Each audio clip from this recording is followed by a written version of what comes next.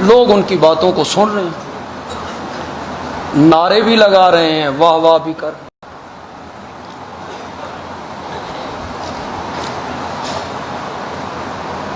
हमारे लिए असल हकायक को बयान करना इसलिए मुश्किल हो जाता है कि लोग कहते हैं वो आलिम नहीं,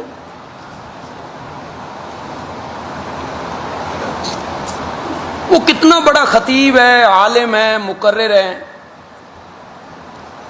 तुम ज्यादा तहकीक कर सकते। न मैं ताद्दी का कायल हूं, न तहद्दी का कायल हूं, न चैलेंजों का कायल हूं। मुझे किसी जगह पे उस आलिम से मुलाकात हो गई तो इस करबला के वाकया पर मैंने उससे दो दो हाथ जरूर कर।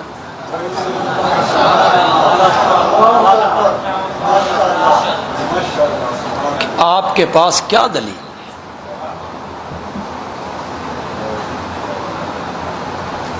तारीखी रिवायात। तिबरी कहता है, मक्तले हुसैन वाला लिखता है, जब मैं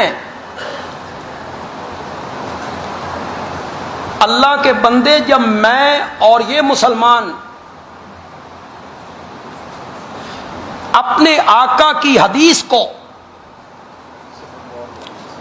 उस वक़्त तक मानने के लिए तैयार नहीं होते जब तक हदीस की सनद न हो। तुमने तिबरी को बगैर सनद के मान ली, क्यों? ये जो सनद का सिलसिला है, इमाम बुखारी जो अहले सुन्नत की हदीस की किताब उन्होंने लिखी as-सही, फिर मुस्लिम, इमाम बुखारी ने वो हदीस नबी पाक से खुद सुनी थी, वो सनद कर लिखता है, हद्दसना फुलां काला हद्दसना फुलां काला हद्दसना फुलां काला हद्दसना फुलां। फिर वो आखिर में उस सहाबी का जिक्र करता है और वो सहाबी कहता है कि मैंने आमना के लाल से सुना। फिर उस सनद को परखा जाता है, इसने रावी सही ने कोई कमजोर हाफजे वाला तो नहीं, झूठा तो नहीं, इसने दरमियान में कोई सनद गिरा तो नहीं दी। अल्लाह उलमा पे अपनी रहमतें बरसाए। उन्होंने अस्माए रिजाल की किताबें लिखी, एक एक रावी को उसकी हिस्ट्री उन्होंने मुकम्मल की। ये कौन था, कहां पैदा हुआ, कब पैदा हुआ।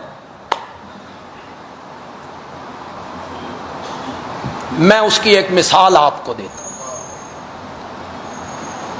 अगर मैं कोई बात बयान करूं, अताउल्लाह बंदेयालवी, और मैं कहूं कि मैंने मौलाना हुसैन अली वहां भचरवी से सुना, मैं कहूं, तो वो जो सनद पे बहस करने वाले उलमा हैं वो कहेंगे मौलाना हुसैन अली 1944 में फौत हो गए थे, तू उस वेले जमिया नहीं, तू सुनिया किए। समझ आई कि नहीं आई? इस तरह परखा उन्होंने। जब मैं आका की हदीस बगैर सनद के मानने के लिए तैयार नहीं, तू मुझसे तिबरी मनवाना चाहता है, तू मुझसे लूत इब्ने याह्या मनवाना चाहता है, तू मुझसे तारीख की किताबें मनवाना चाहता है। मैं तिबरी से कहूंगा सनद पेश कर, तूने किससे सुना, उसने किससे सुना, उसने किससे सुना। इंज नहीं भाई आवाज आई है जी, इस तरह मसले साबित नहीं होते। खेमे से आवाज आई, फलां जगह से आवाज आई,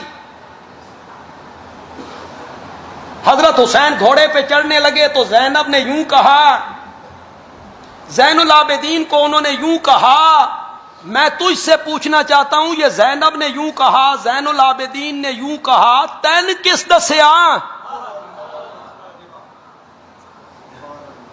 वो कौन था? अगर वो मोमिन था, वो ज़बा होते रहे, ए लोग के तारीखा लिखता रहे, इसकी बात मैं मानूं? और अगर वो मुखालिफ फरीक का था तो मैं उसकी बात क्यों? सनद पेश करो, सनद, हदीस की भी सनद, तारीख की भी सनद। बगैर सनद के मानना है तो वो ही किताब है जिसके माथे का झूमर है ज़ालिकल किताबो, बस उसकी कोई सनद नहीं। उसको भेजने वाला भी सादिक, जिब्रील लाने वाला भी अमीन, और जिस पे उतरा है वो तो है ही सादिकीन का सिरदार। बाकी कोई बात इधर से करें, बाकी किसी तारीख की बात बगैर सनद के हमने नहीं माननी। तिबरी सनद पेश करे। अल्लामा इब्ने कसीर अल बिदाया वन निहाया, जो तारीख की किताब उन्होंने लिखी, ये 6वीं सदी का आलिम है।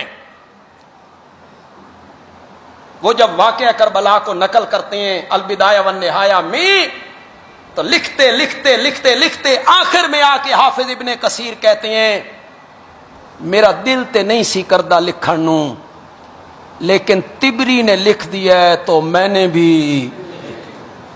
ये तारीख है, इसके बलबूते पे नाचते फिरते हो। तारीखी रिवायात और झूठी हदीसें, किस्से और कहानियां और शेर व शायरी इस तरह इस वाकया में की गई और लोगों के दिमागों में यह बात रासिख कर दी गई कि हम गरीबों के लिए यह मसला बन गया कि हम जब असल हकीकत पेश करते हैं और उस पीप वाले फोड़े पर निश्तर रखते हैं तो तकलीफ तो बंदा नशा भी न देवे, और पीप ज़दा फोड़े पे बंदा निश्तर रखे, तकलीफ तो होती है। फिर बंदे कल बलाते हैं, ये क्या है, ये कौन सी नई बात। फिर हम इल्जामात की जद में आ जाते हैं। एक तरफ से आवाज आती है, यजीदी ने, तुम्हारे पास बस यही इल्जाम रह गए, यजीदी हैं।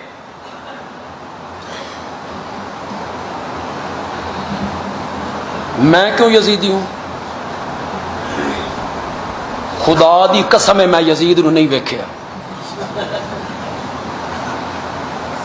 ना मैंने उसकी बैत की है मैंने बैत, ना मैंने यजीद को देखा।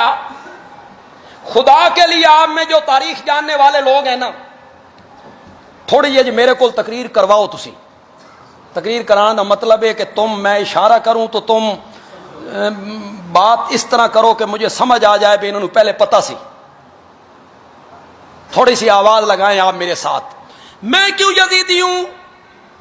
न मैंने यजीद को देखा, न मैंने यजीद की बैत की। यजीदी वो होंगे जिन्होंने उसके हाथ पर बैत की थी। वो मेरे नबी का चचाजाद भाई अब्दुल्ला इब्ने अब्बास था जी। यजीदी वो होंगे जिन्होंने उसके हाथ पे बैत की। वो हजरत फारूक आजम का बेटा अब्दुल्ला इब्ने उमर था। उठाओ बुखारी, मैं तारीख का हवाला ही नहीं देना चाहता, बुखारी में लिखा हुआ। हजरत इब्ने उमर ने अपने खानदान के लोगों को बुला के कहा, इन्ना बायाना हाज़र रजुल अला बैयतिल्लाहि व रसूलिही। जाओ बुखारी से लफ्ज मिटा सकते हो तो मिटाओ। इब्ने उमर ने कहा हमने इस बंदे की बैयत की है अल्लाह और रसूल की बैयत समझ के। मैं क्यों यजीदी हूं? यजीदी वो होंगे जिन्होंने उसके हाथ पे बैयत की है। यजीदी वो होंगे जिन्होंने उसके पीछे नमाजें पढ़ी हैं। यजीदी वो होंगे जिन्होंने 51, 52, 53 हिजरी में उसकी इमामत में हज की है। बताऊं नाम? 51, 52, 53 अरफात के मैदान में उसने खुतबा दिया हज का। हजरत हुसैन ने 3 साल हज की है जी। तुमने तारीख को मसख किया। अब हम जब हकीकत बयान करते हैं, उस पर्दे को हटाना चाहते हैं, दबीज पर्दे सिरकाना चाहते हैं, तो फिर कहते हो ये यजीदी हैं, ये हजरत हुसैन को बागी कहते हैं, ये हजरत हुसैन को गलत कहते हैं। इन्ना लिल्लाहि।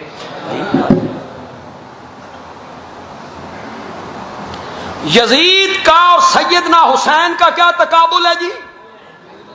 तुमने खामखा तकाबुल बना दिया। अल्लाह के बंदो, तुमने यजीद और हजरत हुसैन का तकाबुल क्यों बनाया? मुझे इस पे ताज्जुब होता है। ये सारी धरती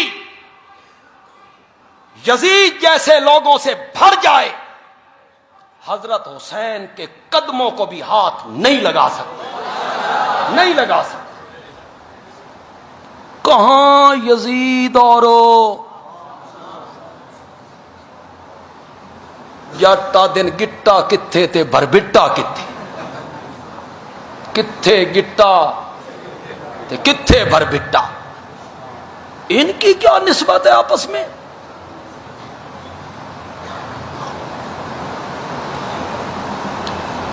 यजीद की क्या निस्बत है हजरत हुसैन के साथ? उसे घुट्टी मेरे नबी ने लगाई थी जी। उसके कान में आजान मेरे नबी ने दी। कहां यजीद और कहां उसे निस्बत ही कोई नहीं। ये पैदा हुए, इनका नाम मेरे नबी ने रखा, इनको घुट्टी मेरे नबी ने दी, इनके कान में आजान मेरे नबी ने दी। और एक रिवायत आपको सुनाऊं, पसंद आए तो सुभान अल्लाह कहना। हजरत हुसैन के पेट में दुनिया की सबसे पहली गिजा जो पहुंची थी वो आमना के लाल का लुआब था। पहली गिजा थी हजरत हुसैन रजी अल्लाह तआला अन्हु। और नबी पाक हजरत हुसैन की जबान को मुंह में लेके इस तरह चूसा करते थे जिस तरह अरब के लोग खजूर की गुठली को चूसा कर। लोगों ने पता नहीं क्यों तकाबुल बना दिया, एक तरफ यजीद है एक तरफ हुसैन है, निस्बत ही कोई नहीं। आसमान और जमीन की क्या निस्बत है?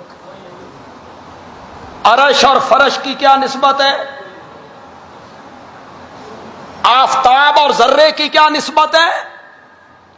आपने खामखा तकाबुल बना दिया इन दोनों का। हजरत हुसैन बहुत ऊंचे हैं। हजरत हुसैन रजी अल्लाह तआला अन्हु बहुत अजीम है, बहुत अजीम है। मैं एक मर्तबा गया भक्खर के इलाके, मेरी तकरीर थी, कच्चे का इलाका है, कच्चे का। तकरीर कराने वाली एक औरत थी।